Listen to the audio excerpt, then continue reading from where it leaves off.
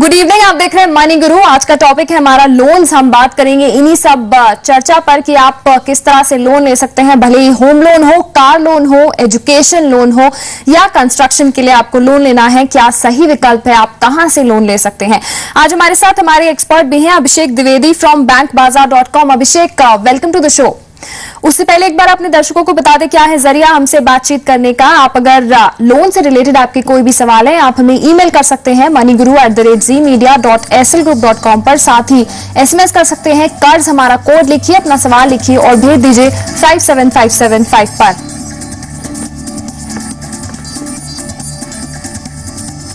चलिए, हम अपने एक्सपर्ट से तो जानेंगे ही कि कौन सा लोन बेहतर है, भले ही वो कार लोन हो या अपने दर्शकों के भी हम सवालों की बातचीत करेंगे। पहले दर्शक है हमारे साथ, हरिंदर है बिहार से। उनका सवाल लेते हैं। हरिंदर, स्वागत है आपका, सवाल पूछिए।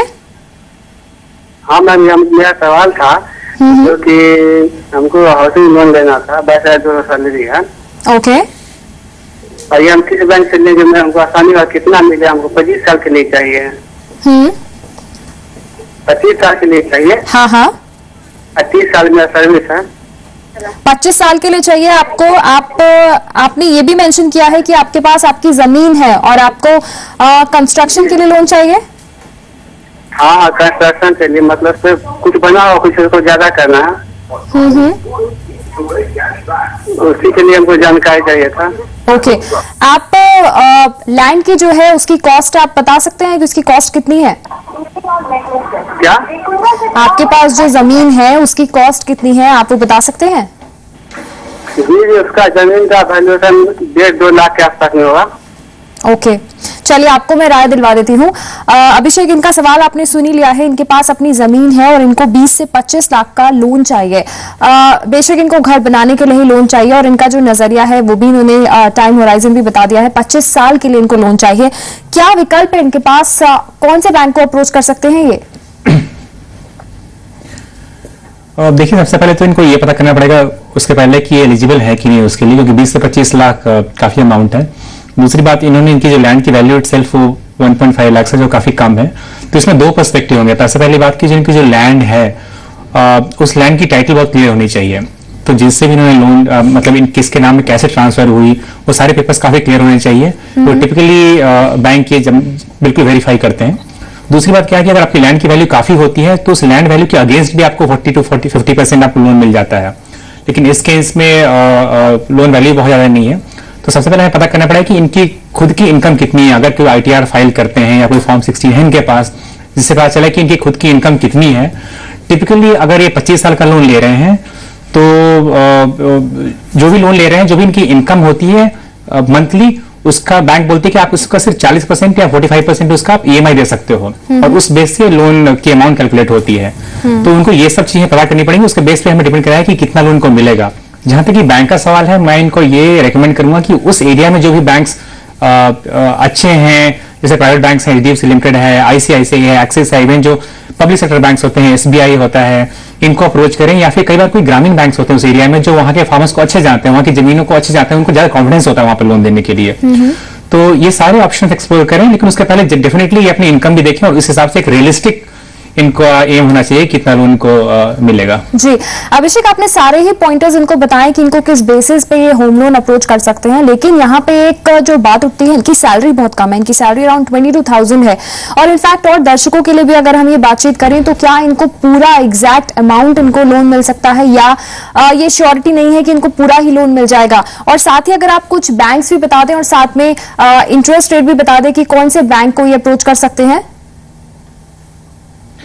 देखिए, टिपिकली जहां तक इंटरेस्ट रेट का सवाल है तो अभी तो मार्केट 10.15 शुरू हो रहा है। जैसे अगर आप HDFC बैंक देखो तो वो HDFC लिमिटेड अगर देखो तो 10.15 ऑफर कर रहा है।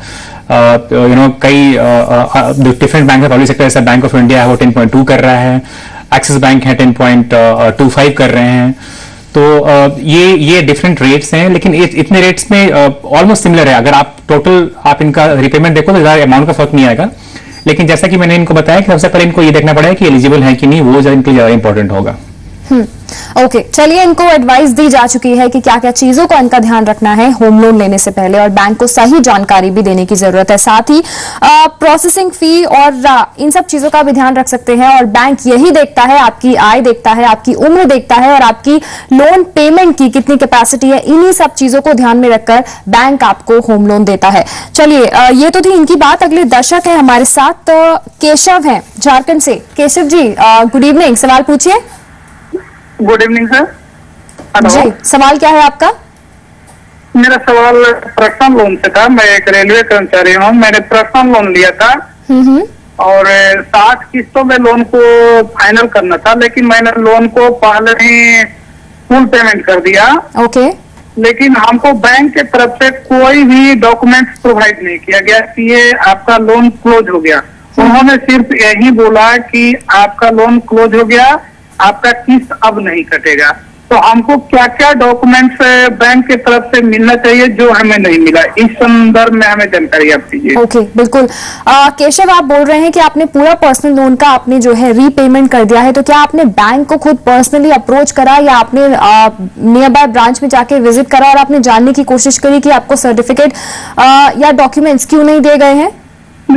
हम बैंक से पर्सनली जाकर अप्रोच किए, मैनेजर से मिले, मैनेजर से रिक्वेस्ट किया कि आप मेरा लोन क्लोज कर लीजिए, जो पेमेंट है वो आप ले लीजिए और जो डॉक्यूमेंट्स आप प्रोवाइड करा सकते हैं उसके बदले में, ताकि मेरा लोन क्लोज ही हो गया, वो जानकारी हमको मिल सके। तो उन्होंने कहा कि ठीक है, आपका अगला EMI नहीं कटेगा, ये आपका प्रूफ होगा, आपका सारा रिकॉर्ड आपके पासबुक में अप टू डेट होता है, इसलिए आपको कोई डॉक्यूमेंट से यहाँ से नहीं मिलेगा। चलिए, आपको बता दें, उन्होंने हमें लोन भी दिया था, उस समय भी कोई डॉक्यूमेंट्स प्रोवाइड नहीं किया था। जिस समय लोन हमको उपलब्ध कराई गई थी उस समय भी कोई डॉक्यूमेंट्स नहीं दिया गया था, केवल मेरे अकाउंट में क्रेडिट कर दिया गया था। ओके। केशव, अगर आप लोन का रीपेमेंट कर देते हैं तो आपके जो भी फाइनल डॉक्यूमेंट्स हैं, जो भी ओरिजिनल डॉक्यूमेंट्स हैं, वो आपको बैंक से ले लेने चाहिए। और साथ ही जिस तरह से आप बोल रहे हैं अपने बैंक को अप्रोच करने की कोशिश करी, आपको अपने बैंक मैनेजर से भी बातचीत करनी चाहिए। और आपका सवाल आई थिंक ये भी है कि अब आप होम लोन भी लेना चाहते हैं, राइट?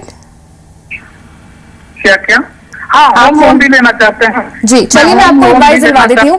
अभिषेक, इनका सवाल आपने सुन ही लिया है। पर्सनल लोन का ये पूरा रीपेमेंट कर चुके हैं, लेकिन इनको डॉक्यूमेंट्स के नाम पर इनको NOC या और कोई भी डॉक्यूमेंट इनको नहीं मिला है। एक तो पहली चीज आप इस पे बताएं, अब ये क्या कर सकते हैं। और दूसरा, होम लोन लेना है तो आप किस तरह से ये होम लोन के लिए बैंक को अप्रोच कर सकते हैं?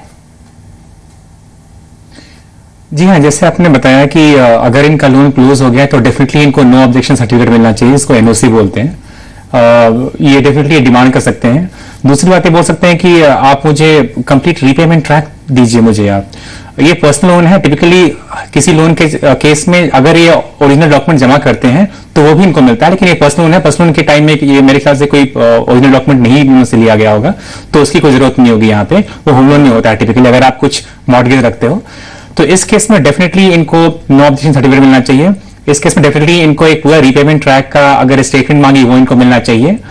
और ये डेफिनेटली ये बैंक को अप्रोच कर सकते हैं, मैनेजर को बोल सकते हैं कि मुझे NOC चाहिए, मुझे पता है कि मिलता है जब भी लोन क्लोज होता है। तो उसके बाद भी अगर बैंक इनको कोऑपरेट नहीं करे तो डेफिनेटली हर एक एरिया में एक बैंकिंग ओम्बुड्समैन होता है जहां पर ये अपनी प्रॉब्लम रख सकते हैं। लेकिन मुझे लगता है नहीं कि इस केस में उस कंडीशन तक जाने की जरूरत पड़ेगी। अगर ये बोले कि मुझे पता है कि NOC मिलता है और आप मुझे दीजिए प्लीज, इनको मिल जाएगा।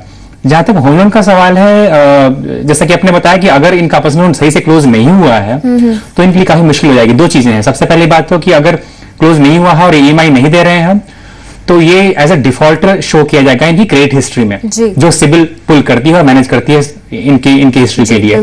तो उस केस में जो भी बैंक आपको होम लोन नहीं देना चाहेगी। दूसरी चीज ये है कि अगर ये ऑलरेडी शो करता है कि ये लोन इनका चल रहा है तो इनका जो एलिजिबिलिटी है, जितना होम लोन ले सकते हैं, वो कम हो जाएगा। तो ये दोनों चीजें भी ध्यान रखनी पड़ेंगी। और तीसरी चीज ये भी है कि अगर ये बैंक कॉपरेट नहीं करा तो सिबिल को खुद अप्रोच कर सकते हैं। और सिबिल टिपिकली क्या होती है कि अराउंड 470 रुपीज से 500 रुपीज लेके इनको खुद बताती है कि आपका जो लोन था वो क्लोज हुआ है कि नहीं हुआ है। ओके। यहाँ पे ये बहुत इंपॉर्टेंट बात है कि अगर इनका पर्सनल लोन इनकी तरफ से तो क्लोज हो गया है, लेकिन बैंक से इनको कोई भी बैंक इनको कुछ भी रिस्पॉन्ड नहीं कर रहा है तो इनके लिए मुश्किल हो सकता है होम लोन लेने में, और साथ ही बैंक अगर इनको कुछ रिस्पॉन्स नहीं दे रहा है तो ये सिबिल में जाके भी उनसे भी कांटेक्ट कर सकते हैं, उनको भी अप्रोच कर सकते हैं, और सिबिल स्कोर जो है वो इनका सही होना चाहिए, तभी इनको आगे उसी बेसिस पे और कोई लोन या होम लोन ये ले सकते हैं। चलिए, ये इनको राय दी जा चुकी है। कुछ और दर्शकों से भी हम बातचीत करेंगे। आज हमारा टॉपिक है लोन्स का। आपके कोई भी सवाल है तो आप हमें भेज सकते हैं। अभी रुक रहे हैं छोटे से ब्रेक के लिए। आप बने रहिए हमारे साथ, देखते रहिए मनी गुरु।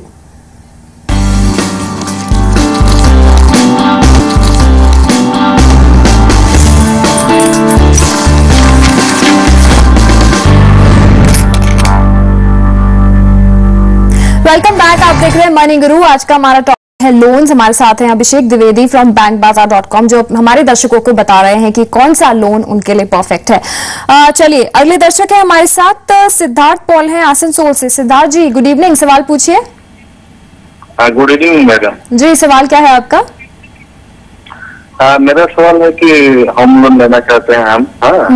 15 साल के लिए 13 लाख का। हम HDFC या बैंक ऑफ इंडिया के किससे लें? और चूंकि HDFC प्राइवेट सेक्टर है और bank of India public sector है, तो कौन सा मेरे लिए बेहतर रहेगा और कोई हिडन कॉस्ट एक्स्ट्रा बाद में मेरे लिए असुविधा नहीं हो सकता है? तो सिद्धार्थ जी, आपने ये दो ही बैंक क्यों चुने? आप और किसी बैंक को अप्रोच करना चाहेंगे? ऐसे बैंक या SBI बैंक की हम बात करें तो? नहीं, उसमें तो हम कॉन्टेक्ट नहीं किए हैं। हम इन दोनों जगह का बारे में ही जानना चाह रहे हैं, ताकि दोनों ही मेरा सामने हैं। चलिए, कोई बात नहीं, आपको इस पे राय दिलवा देते हैं। अभिषेक, इनका सवाल सुन लिया है आपने। 13 लाख का इनको लोन चाहिए, हाउसिंग लोन चाहिए इनफैक्ट इनको, और इन्होंने सिलेक्ट भी कर रखा है क्राइटेरिया HDFC या तो बैंक ऑफ इंडिया। कौन सा विकल्प ही चुन सकते हैं? देखिए, सबसे पहले मैं कुछ इन्फॉर्मेशन देना चाहूंगा। HDFC लिमिटेड जो है वो इंडिया की सबसे बड़ी हाउसिंग फाइनेंस कंपनी है। SBI नंबर 2 पे और HDFC सबसे बड़ी आती है। और टिपिकली HDFC के प्रोसेस काफी क्लीन होते हैं। तो एक रीजन ये है कि आप कस्टमर काफी ट्रस्ट करते हैं HDFC को, तो डेफिनेटली एक काफी अच्छा इंस्टीट्यूशन है। और सबसे अच्छी बात है कि उनका जो रेट ऑफ इंटरेस्ट है अभी वो मार्केट में बहुत कॉम्पिटिटिव है। तो अभी आप अगर 13 लाख लेना चाहते हैं तो वहां पे अभी जो HDFC में रेट ऑफ इंटरेस्ट है वो 10.15 है। और अगर 15 साल के लिए अगर लें 13 लाख के लिए तो इनकी जो EMI आएगी अप्रोक्सीमेटली 14,089 रुपीज आएगी इनकी। और यही अगर बैंक ऑफ इंडिया की बात करें तो बैंक ऑफ इंडिया जो है थोड़ा सा ज्यादा है इसका रेट ऑफ इंटरेस्ट। ये है इनका 10.05 ज्यादा है, लेकिन आप देखो तो इनका जो रेट जो EMI है वो बहुत कम फर्क पड़ेगा, 40 रुपए का फर्क पड़ेगा। तो उनका जो EMI आएगी वो 14,129 रुपए करीब आएगी। तो डेफिनेटली मैं इनको रेकमेंड करूंगा कि HDFC के साथ जाएं ये अभी। जी, HDFC का इनको विकल्प बताया गया है, और साथ ही स्क्रीन पर भी आप डिटेल्स देख पा रहे हैं। HDFC का जो इंटरेस्ट रेट है 10.15% पे आपको होम लोन मिल सकता है। EMI आपकी 14,000 अराउंड बैठेगी, और बैंक ऑफ इंडिया का भी ज्यादा फर्क नहीं है, 10.2% इंटरेस्ट रेट पर आप ले सकते हैं। लेकिन हमारे एक्सपर्ट की एडवाइस है आप HDFC बैंक से होम लोन लेने पर अप्रोच कर सकते हैं। चलिए, अगला सवाल ईमेल के जरिए शामिल कर लेते हैं। ये सवाल पूछा है, सुशांत ने सवाल पूछा है। अभिषेक, इनका सवाल है, ये एजुकेशन लोन पर सवाल पूछना चाहते हैं। इनके फादर ने इनकी सिस्टर के लिए एजुकेशन लोन के लिए इन्होंने 3.53 लाख का लोन लिया था, लेकिन जो आई थिंक इनका कुछ EMI में कंफ्यूजन हो गया है। EMI इन्होंने बैंक ने इनको 5,000 या 6,000 कुछ बताया था, ये ऑलरेडी इतना EMI पे कर चुकी है, लेकिन अब बैंक इनको बोल रहा है कि इनको 10,000 EMI पे करना है। क्या बैंक इनको सही अमाउंट बता रहा है EMI का? और इनका जो प्रिंसिपल अमाउंट भी है वो भी अब 4.10 लाख है। क्या करना चाहिए इनको? देखिए, अगर ये तो सिंपल मैथ है कि हम कैलकुलेट कर सकते हैं। जो डेटा इन्होंने दिया है उसमें मैं कुछ अजम्पशन करता हूं और फिर मैं कैलकुलेट करने की कोशिश करूं। तो अगर मैं ये एज्यूम करूं कि इनका जो स्टडी पीरियड था ग्रेजुएशन वो 2 साल का रहा जब इन्होंने लोन लिया, उसके बाद मैं ये एज्यूम कर रहा हूं कि उसके बाद इनका रिपेमेंट पीरियड 5 साल का है। अगर इस अजम्पशन से हम कैलकुलेट करें तो इनकी जो EMI आएगी आफ्टर, और मैं एज्यूम कर रहा हूं कि 6 महीने बाद ये शुरू कर रहे हैं पेमेंट देना EMI की, तो अराउंड 10,000 आनी चाहिए। जैसे इन्होंने बोला कि पहले इन्होंने 5,000 और 6,000 दिया, तो वो थोड़ी सरप्राइजिंग है ये, but at the same time definitely ये बैंक जा सकते हैं, उनको बोलने की मेरा जो अभी मैंने दिया है उसका प्लीज मुझे स्टेटमेंट दीजिए, क्योंकि जब भी आप EMI देते हो तो आपके लोन अकाउंट की स्टेटमेंट में ऐड हो जाता है वो। तो इनसे बात करें कि मुझे उसकी प्लीज स्टेटमेंट दीजिए, स्टेटमेंट में वो और वहां पर दर्ज होना चाहिए कि इन्होंने 5,000 या 6,000 दिया है। लेकिन अगर हम ये एजम्पशंस करें तो टिपिकली 10,000 सही अमाउंट लग रहा है मुझे अभी। ओके अगर आपके पास कोई रिकॉर्ड नहीं है, जो आप पुराना भर चुके हैं, ऑफ कोर्स इनके पास पेमेंट रिकॉर्ड नहीं होगा, 5-6,000 ये भर चुके हैं, तो आगे का जो इनका बचा हुआ रकम है वो किस तरह से ये पे कर सकते हैं आगे इंस्टॉलमेंट्स के साथ?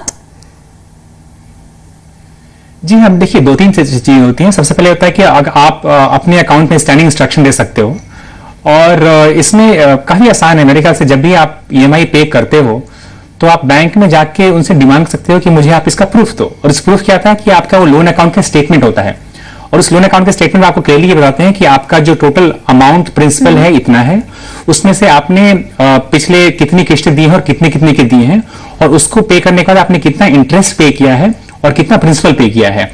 तो हर एक ईएमआई देने के बाद ये चाहे अगर कंफर्म करना तो एक स्टेटमेंट की कॉपी, लेटेस्ट कॉपी ले सकते हैं बैंक से, और उसमें ये सारा वो दर्ज होगा उसमें। चलिए, एजुकेशन लोन पर इनको राय दी जा चुकी है और किस तरह से अपनी ईएमआई को भी कैलकुलेट कर सकते हैं, और इनकी सही ईएमआई क्या है। फिलहाल इनकी 10,000 ईएमआई है, ये उसको पे कर सकते हैं। कुछ और दर्शकों से भी बातचीत जारी रखेंगे, अभी रुक रहे एक और छोटे से ब्रेक के लिए, आप बने रहिए हमारे साथ।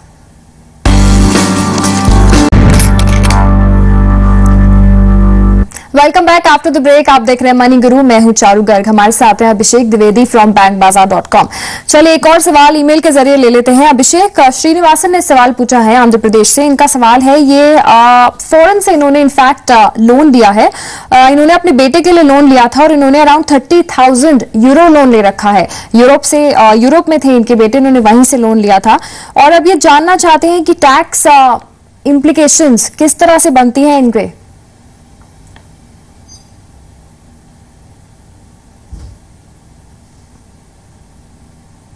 जी अभिषेक।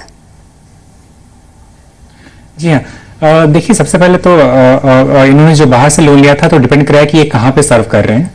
उसके बाद अगर क्या इंडिया में आए हैं या यूके में सर्व कर रहे हैं। अगर यूके में सर्व कर रहे हैं तो इसलिए वहाँ के टैक्स रूल्स को इम्प्लीमेंट होंगे।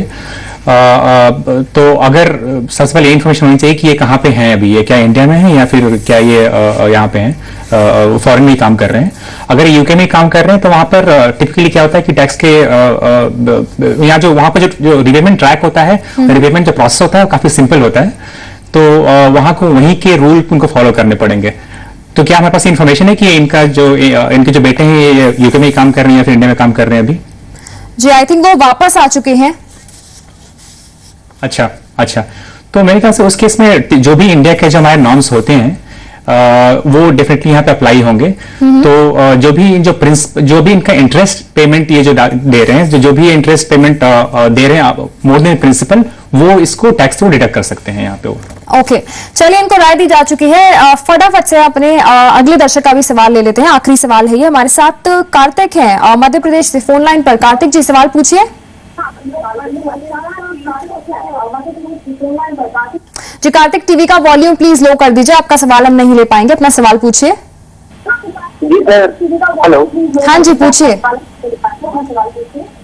जी सर, मैं ये जानना चाहता हूँ, मैं एक टोयोटा इनोवा कार ले रहा हूँ, तो मुझे किस प्रकार का लोन लेना चाहिए? कितना आपको 9 लाख का लोन चाहिए आपने लिखा है? मुझे 9 लाख तक का लोन लेना है।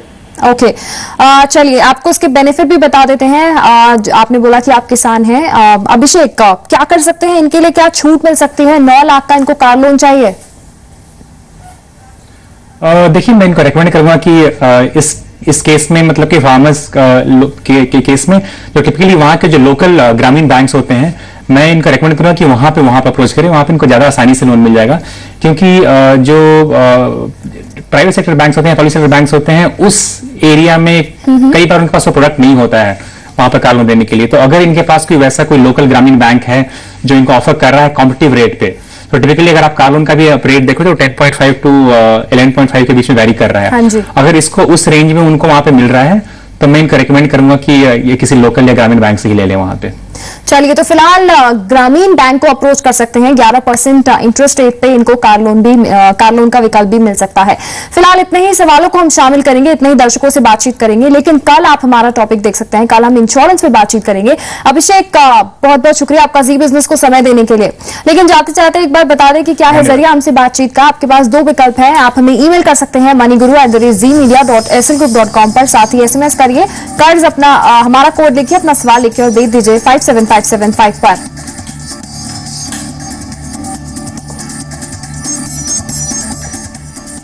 चलिए फिलहाल इतना ही, आप देखते रहिए जी बिजनेस।